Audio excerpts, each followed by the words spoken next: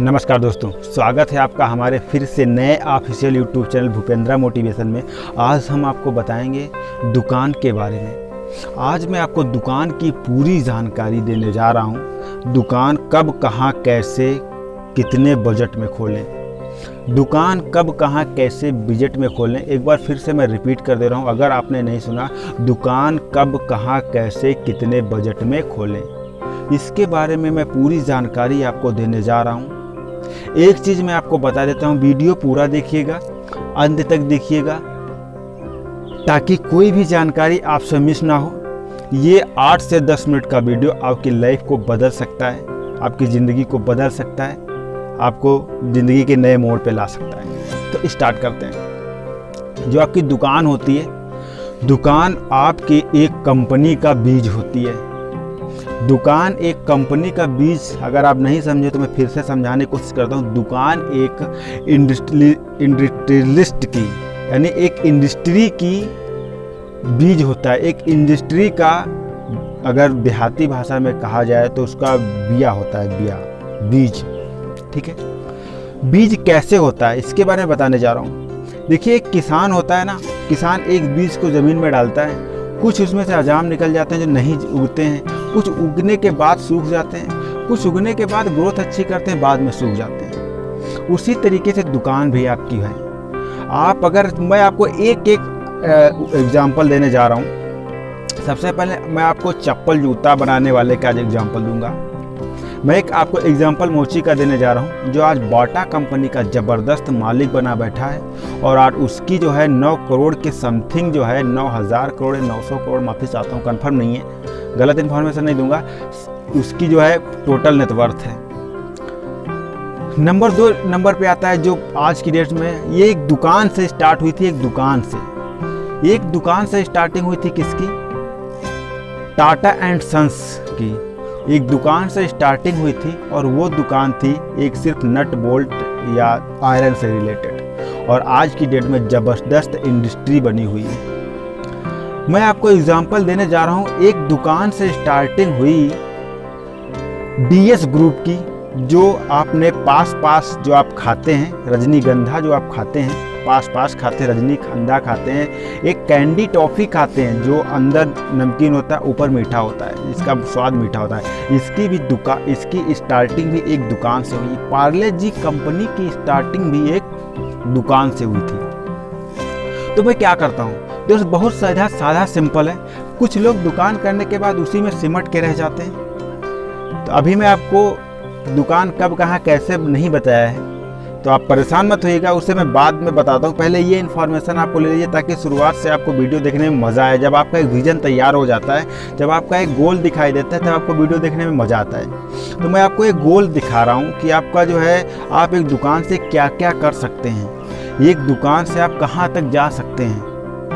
कुछ लोग दुकान करके पीढ़ी दर पीढ़ी उसी में गुजार देते हैं कि उनकी पिताजी की दुकान थी तो उनके बेटा भी दुकान कर रहा है, फिर उनके बेटा का बेटा दुकान कर रहा है। दुकान एक थी, उसी में ढेर सारा सामान पड़ा हुआ है, गंजा हुआ है, उसी में दुकान चल रही है। तो अगर आप ऐसी दुकान करना चाहते हैं कि पीढ़ी दर पीढ़ी दुकान अगर करना चाहते हैं, तो ये वीडियो आपके लिए बेकार है। अगर आप चाहते हैं कि आप एक दुकान से निकल करके, दुकान से स्टार्टिंग करके आप इंडस्ट्री तक पहुँचें, आप 1000 रुपये लगाने के बाद आप करोड़ों तक पहुँचे, आप 1000 रुपये लगाने के बाद आप मिलीनियर बने, तो आपके लिए वीडियो बहुत ज़बरदस्त है। एक चीज़ मैं आपको रिक्वेस्ट करता हूँ, अगर आपने हमारे चैनल को अभी तक सब्सक्राइब नहीं किया तो भैया तुरंत करो, क्योंकि मैं आपको लगातार, जब तक आपकी लाइफ रहेगी या जब तक मेरी लाइफ रहेगी, मैं आपको फ्री ट्रेनिंग्स वीडियो देता रहूँगा। इसका मैं आपसे कोई भी चार्ज नहीं लूँगा। ठीक है दोस्तों, तो अभी तक आप हमारे चैनल को सब्सक्राइब नहीं किया, तुरंत करो। एक जानकारी बहुत इंपॉर्टेंट है, तो मैं आपको लास्ट में बताऊंगा टॉपिक ख़त्म होने के बाद, जिसमें आपको ढेर सारे आइडियाज़ मिल जाएंगे। एक मैं आपको बिजनेस की, समझ लीजिए बिजनेस का खजाना मैं आपको बताऊंगा। तो अभी चैनल को सब्सक्राइब कर लीजिए ताकि वो खजाना आप तक पहुंच जाए। अब सबसे पहली प्रॉब्लम क्या सामने, जब आप दुकान खोलने चलते हैं, सबसे पहली प्रॉब्लम क्या आती है? सबसे पहली प्रॉब्लम ये आती है कि दुकान हम कहाँ पे खोलें, दुकान कैसी होनी चाहिए, दुकान किस चीज़ की खोलें।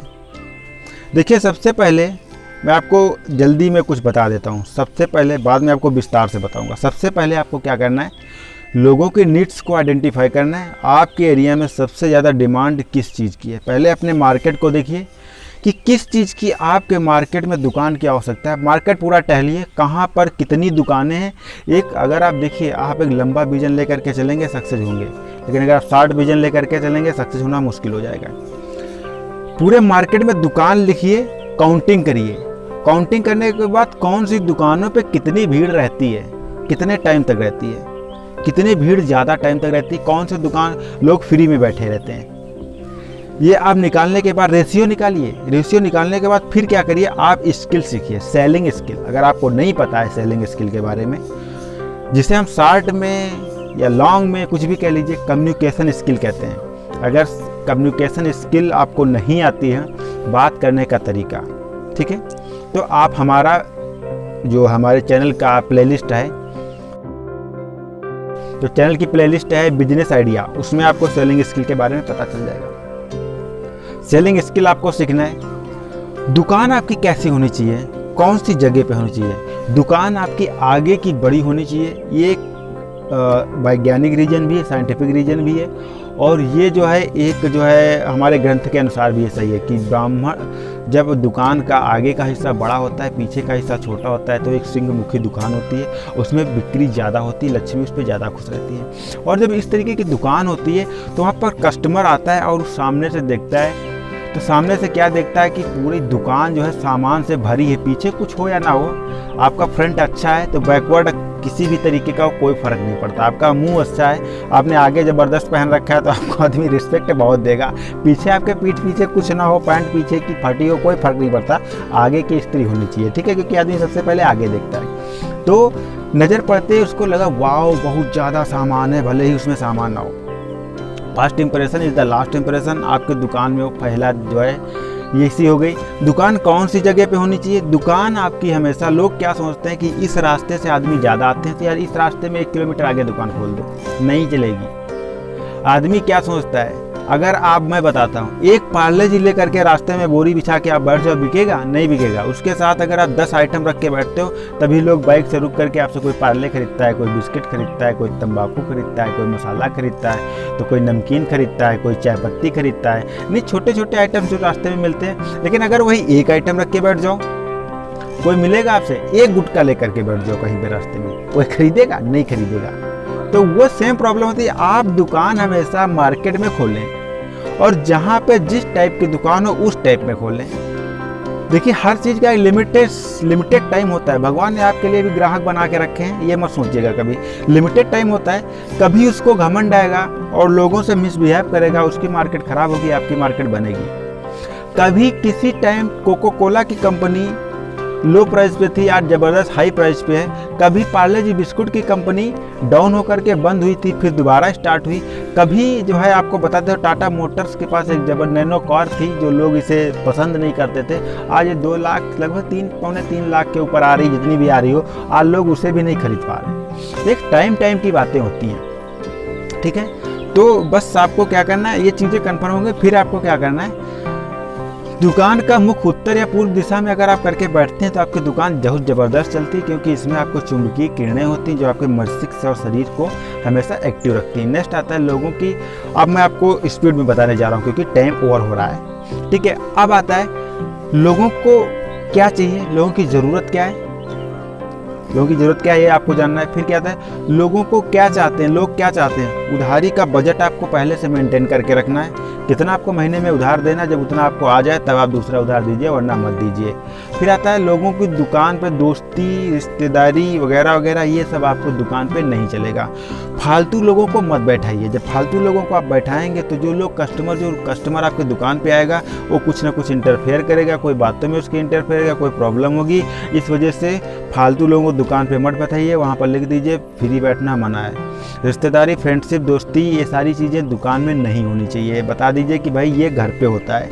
आप सामान कोई लेने आ रहा है, आपका रिश्तेदार है, मेहमान है, तो यार चलो रेट टू रेट बेचते थे। नहीं, रेट टू रेट नहीं बेचना। हो जाके दूसरे से बताएगा, दूसरा कहेगा यार उसको इतने का दिया, आपने मुझे इतना के दिया, उन्होंने उनसे बताया था। कुछ नहीं, बिजनेस से नो यारी नो रिश्तेदारी, ठीक है। फिर आपको जो है टाइम का पंचुअल होना चाहिए। मॉर्निंग में जाना तो इवनिंग में आना है, तो टाइम टू टाइम जाना है, किसी भी कस्टमर को वापस नहीं आने देना है, क्योंकि अगर आपका कस्टमर आपके दरवाजे से एक बार वापस होता है दूसरे का हो जाता है। तो इस वजह से क्या करना है, वापस नहीं आने देना है। सामने दुकान के सामने बिल्कुल फ्रेश होना चाहिए, एकदम क्लीन होना चाहिए, देखने में अच्छा लगना चाहिए, कूड़ा कबाड़ा कचड़ा नहीं पड़ा होना चाहिए अपने दुकान का कचड़ा।